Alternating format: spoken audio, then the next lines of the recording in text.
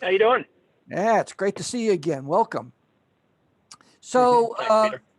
let's start by talking a little bit about yourself. Where'd you grow up, and what were you doing before you got into the business of talent acquisition? Cool. Let's see. I was born in the Midwest. I was born outside Chicago in a little town called Aurora. My parents, my dad was a minister. My mom was a substitute teacher. I came from pretty humble roots. I grew up, my dad had a hard time keeping a church and ended up finding a wonderful church in one of the suburbs in Peoria. And I grew up there until fifth grade. My dad went to Rutgers and got a PhD, and I moved to Piscataway, New Jersey, and I ended up in Boston, and my dad worked at UMass Boston. And so that's kind of like my younger history. I was a shy kid. The laws of the jungle, you kind of stand out to attract a mate, or you blend in to avoid being eaten. I was definitely a blend-in kid, probably all the way till college. I wasn't a big sports guy. I had a small group of close friends. I was just kind of in the middle somewhere, and probably found my way in college to starting a bunch of businesses and, I don't know, running a fraternity in the school paper, learning about doing ad layouts and things. In that experience, I was a tour guide and then ran the tour guide service for a big university. Was a really cool, extroverted experience. And so at one point I reflected I had about 300 people either reporting into me or working with me while I was in college. Funny, I did everything, but I forgot to go to class.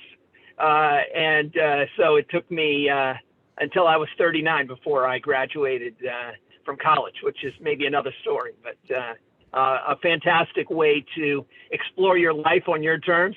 And my entrepreneurial roots really probably started when I was in college. I got to tell you, Jeff, knowing you as long as I have, I can't imagine you being introverted and shy. So I'm not surprised that there was that evolution involved. So in 1994, you founded the Monster Board. Where did that idea come from? So basically, starting in 1989, I owned a recruitment advertising agency. And this is back in the Jurassic period, kind of at this point, but we used to place help wanted ads for companies, mostly in New England, primarily in Boston. And I worked with biotech, high tech, and healthcare clients primarily.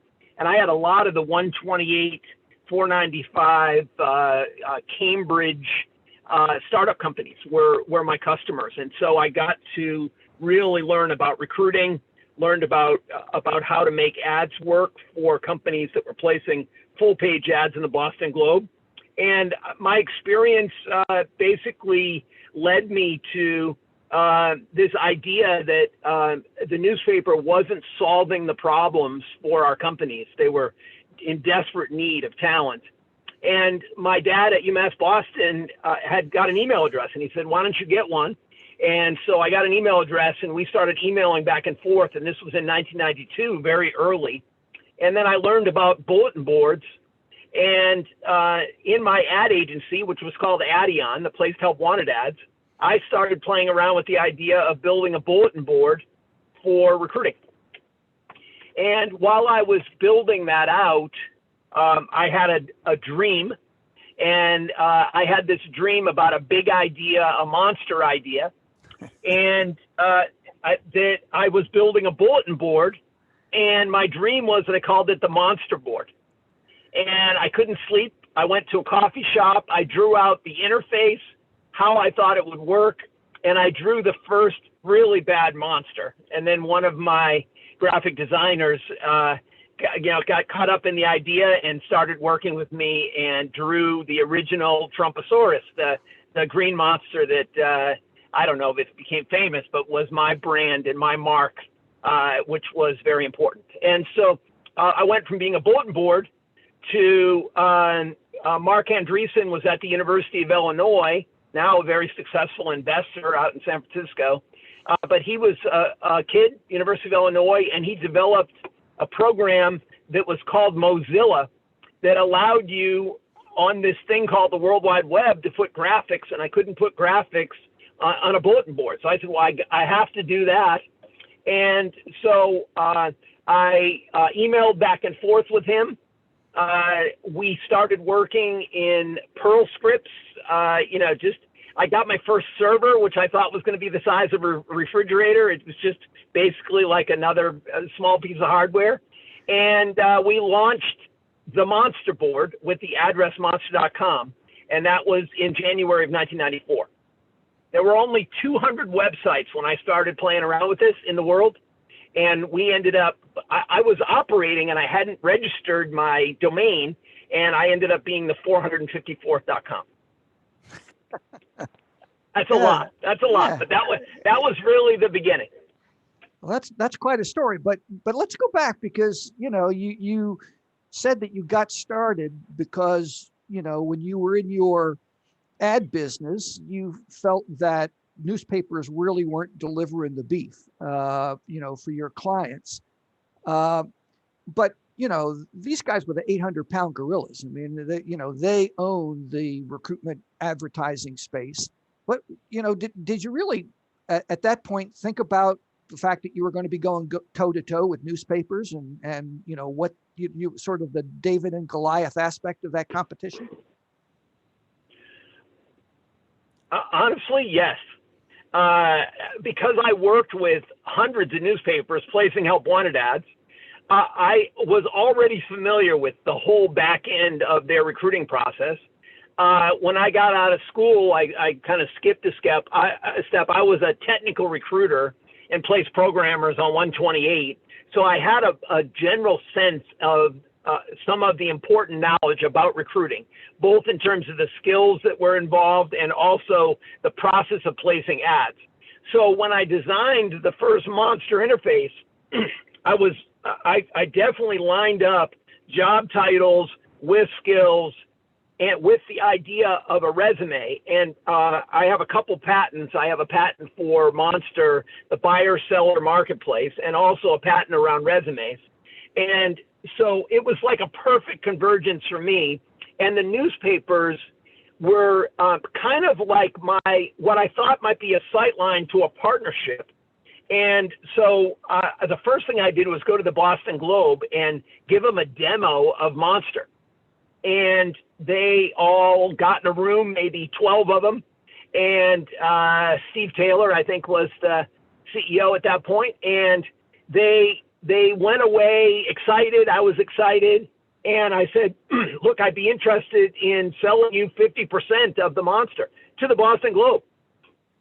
My investors in my ad agency, I had 5 angel investors, were telling me to stop working on this Monster thing. It was distracting. My agency was doing very well and was profitable.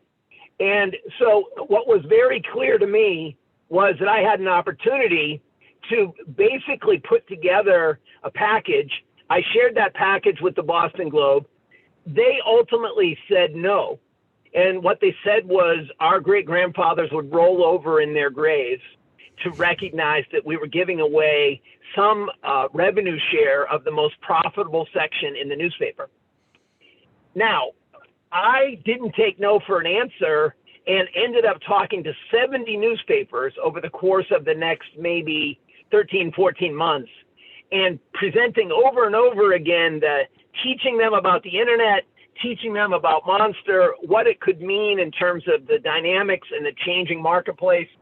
And I mostly got a huge maybe, but no newspapers would pull the trigger except for a small established newspaper in Montreal called La Presse. They were the only one that said yes. And so I partnered with them on their back end. And then I basically had an epiphany and said, I think we got to go direct to consumers and build this marketplace. And I'm going to skip an important step.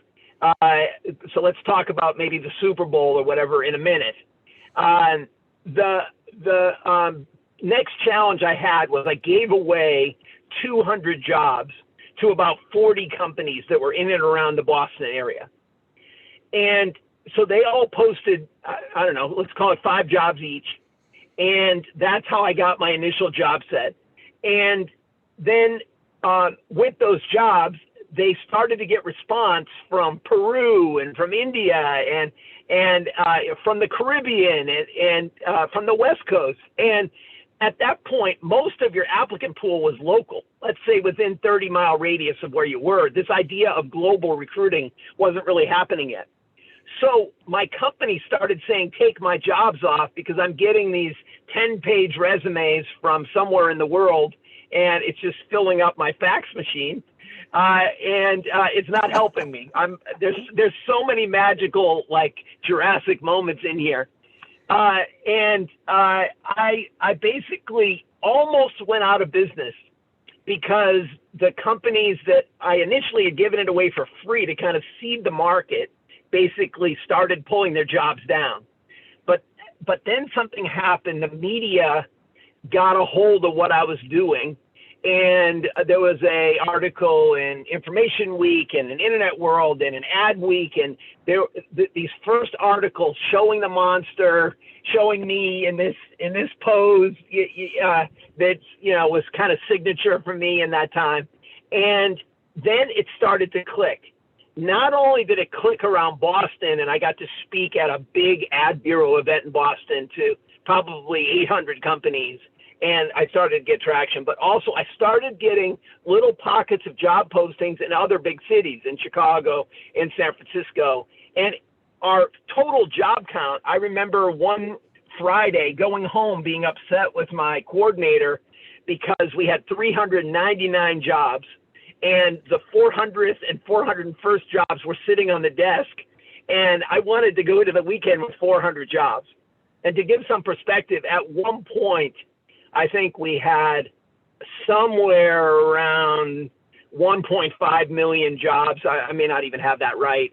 And, more than 100 million, users of our service. So like it was, I remember one time very, very early on, was it 750 clicks or was it 750 visitors?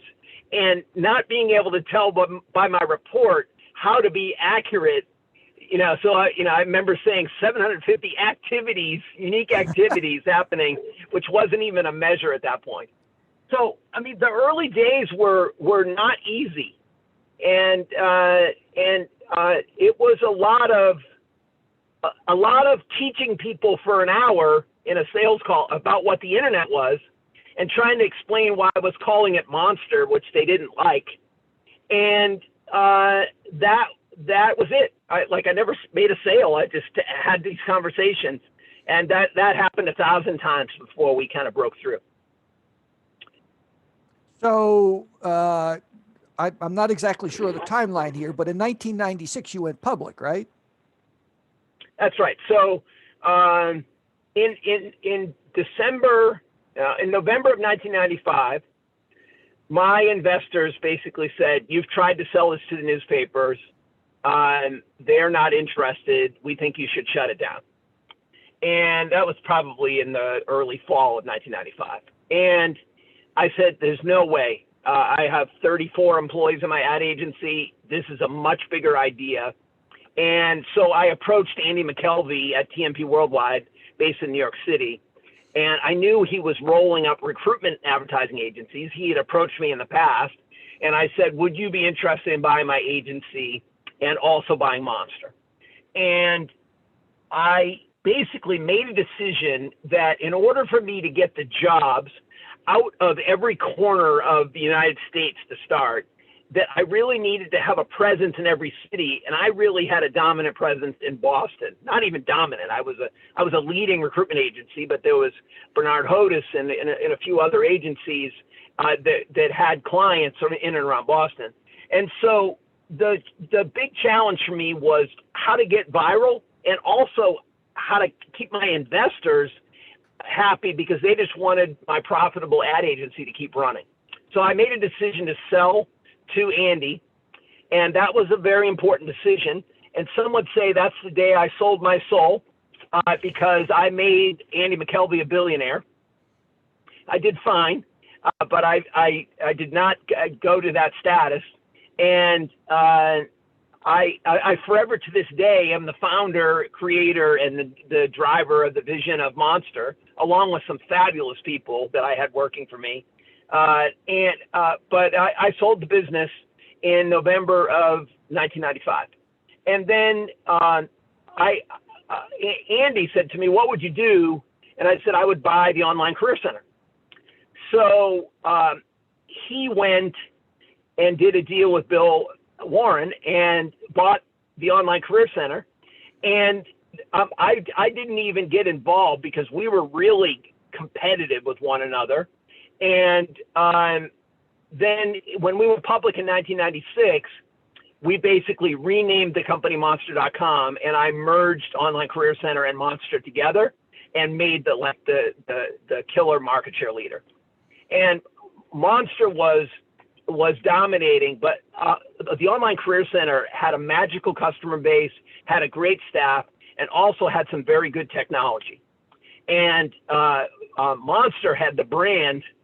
So Online Career Center had some very good tech and had a nice following of companies, and Bill was a special guy. And the combination of the two with the Monster brand, and we merged those together and made Monster.com, basically leapfrogged us very big in the marketplace. So I remember back in the day, about this time, I was writing for the Wall Street Journal about these new things called job boards. And you were going around to recruiting conferences. We were crossing paths a lot, and you were talking to the HR community, the what we call today the talent acquisition community, recruiters. What kind of reception did you get? I mean, this was still a very new idea. Newspapers were still calling the internet a fad. What did you hear from, the average recruiter about this technology-based approach to finding candidates?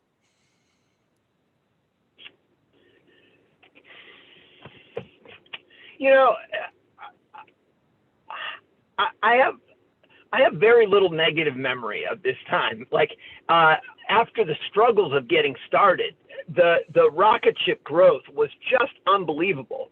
Like we went from 100 employees to 300 employees. Then we went to 1,000 employees. Then we went to 3,000 employees. On a back of an envelope, working it out with Andy, we had decided if we could make 6 telemarketers pay for themselves, then we would hire 1,000 telemarketers. And I think I left Monster in 2005 with 900 telesales people.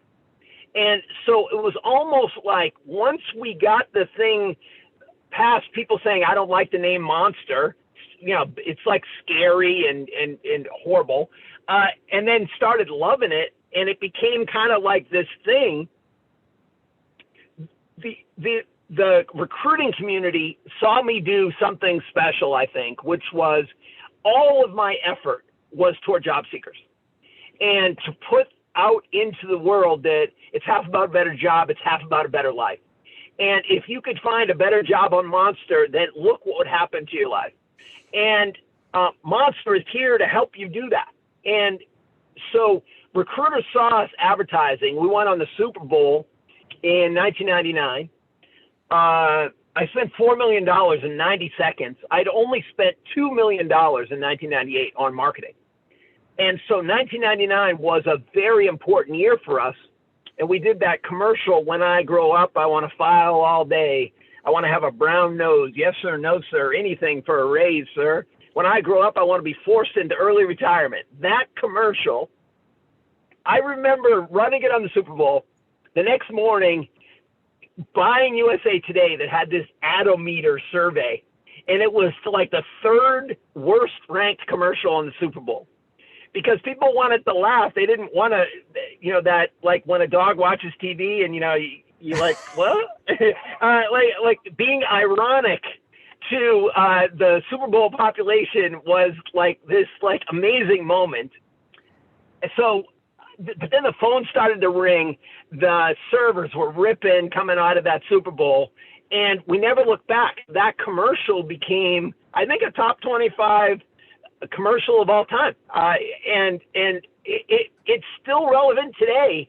I just saw a commercial around the politics that's basically a play off of it. It definitely resonated with people, and that was the beginning of marketing. That was the beginning of blimps with Monster's logo on it.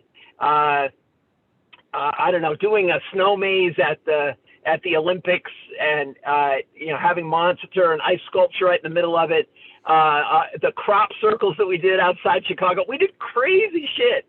But it was all about the job seeker and getting the word out. And companies came in droves to be part of that brand.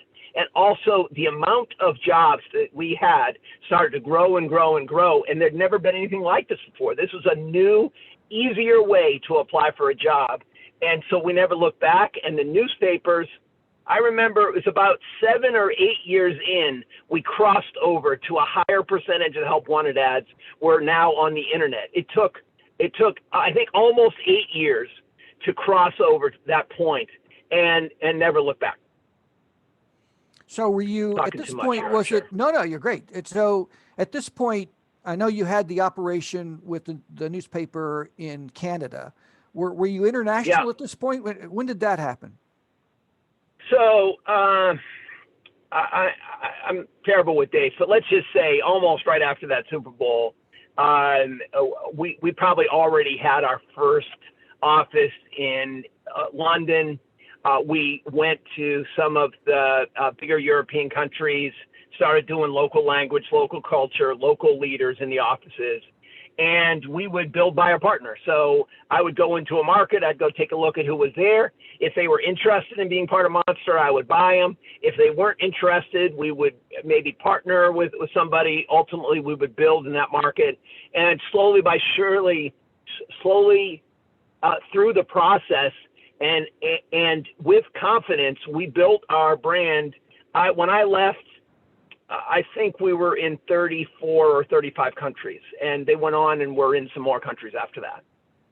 And I never put our jobs anywhere else.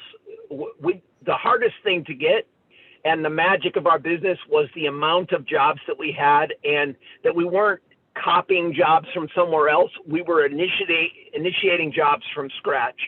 And when you went over 1 million unique jobs that were all connected to the companies, that was magic. The aggregators of today, where they're copying jobs from different places, they're aggregating jobs from lots of different places. As a company, you kind of lose control of the job. So the quality of the job experience, I think Indeed has done a great job and built the brand that Monster is now Indeed today. But I never supported the aggregators while I was leading Monster until I left in 2005.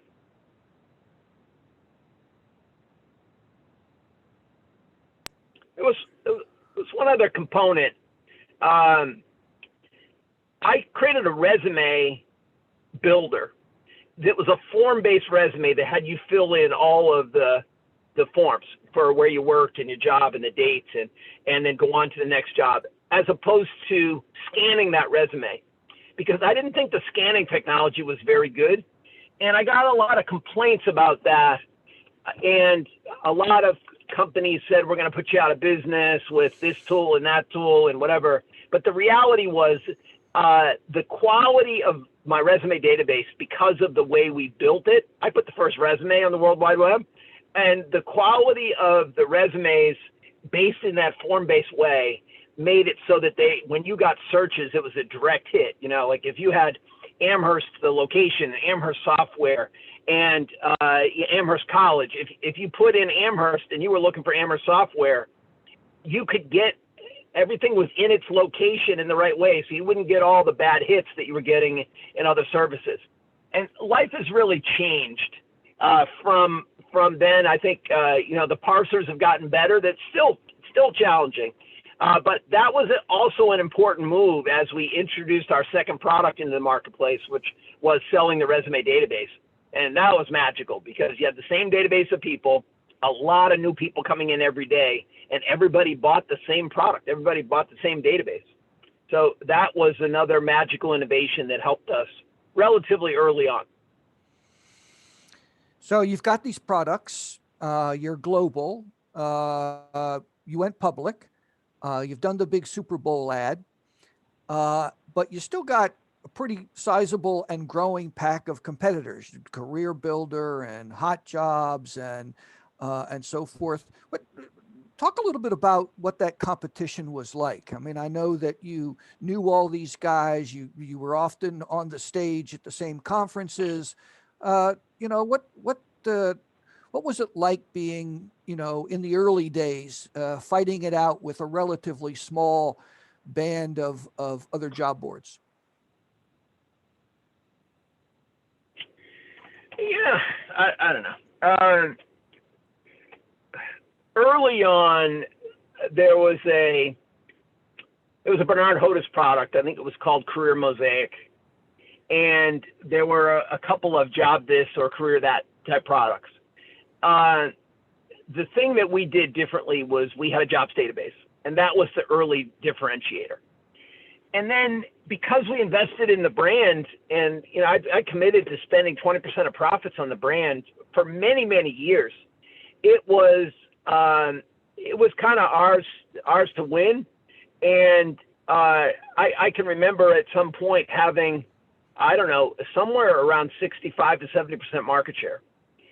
So the competitors tended to be a little bit more niche. Dice was playing in a certain space. I remember there was a nursing job board that was playing in a certain space. Career Builder was not competition. Career Builder was a nice product, but it was backed by the newspapers. And so the database, as the newspaper product dwindled, they had their own challenges to migrate clients to a pure play internet, whereas I was that all the way along. So we would win, we would beat in any Career Builder contracts pretty handily. Hot Jobs was great, but Hot Jobs was really anchored in New York City. And Richard did a nice job in New York City, so he became competition in that market. So in the United States, while I was running the business, the competitive landscape was actually pretty held at bay. As time went on, and we were in other markets, we had reasonable competitors in other parts of the world, some of which we would split markets with, but generally where we were doing well. There was one exception. I was in Australia and doing pretty well, and then we bought a company called Morgan and Banks, which was a big search firm. And we made the mistake, Morgan and Banks made Monster their back end. And all the jobs from Morgan and Banks went on Monster. And in one day, like 80 search firms, which is really the way that Sydney market works, all moved to another little teeny company called Seek. And that company, Seek, has gone on and done great things in that market, made that person very wealthy, I'm sure. And really, they did a nice job. But that was a tactical mistake that I didn't really have control of, because Andy at TMP was buying search firms and rolling those up in the same way he had bought all the recruitment agencies. And so I think I probably could have led that market better. I let that happen, but that was the only market that we ever retracted from. I closed in Australia as a result of that. And I think the competitors obviously swallowed Monster, by and large today. So there were some decisions made along the way. I almost bought LinkedIn. I had as close to a term sheet as you could get to buy LinkedIn, and my board wouldn't support it. And I also was trying to change the selling model, because we were selling a RN job in North Dakota for $375, and we were selling an RN job in New York City for $375. And I was trying to figure out how I could balance that. And the leadership at the TMP level, but really the board, was not supportive. And so I made a decision to leave based on those things in 2005. And so that was kind of the end of a kind of, I don't know, 12-year run of, I always call it a 360-degree entrepreneurial experience. I was founder, president, CEO, chairman, and chief Monster. What a ride. It was incredible. Yeah, yeah, it was. So as you look back over those 12 years, you know, if you were in a business school class and you were asked what's the one or two most important lessons you learned about that whole experience, what would you say? Pick a good name. Don't don't be don't be afraid of that process of putting yourself out there. Actually, and don't be afraid to put yourself out in front of your brand. It's maybe not for everybody, but for me, like making my brand and my persona like a DNA strand was very successful, I think, through time. And the spirit of that has been very good. What else? You know, a lot of it has to do with sales and doing the hard work. Both, yeah, we used to call them hunters and farmers. You know, you need the hunters that are doing the big company new business deals, and the farmers are the ones that are, you know, kind of making sure everything's taken care of across the country and doing a lot of the smaller deals. And a big part of the magic was, you know, with our external sales force, we had 1,000 salespeople, and that was part of the magic of the brand extended to our people. And I think maybe that's the other thing I would say is treat your people like gold. I had the most wonderful team, and still to today, I'm on Facebook, you know, basically trying to like work up my my monster crew on a regular basis. A lot of very loyal people, but hardworking and innovative, and couldn't have built the business without the partnership of with hundreds, thousands of people.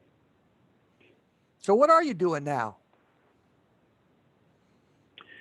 So for the last 9 years, I've kind of switched careers. I work for Ray Dalio, who is the founder and has run the largest hedge fund in the world. It's called Bridgewater.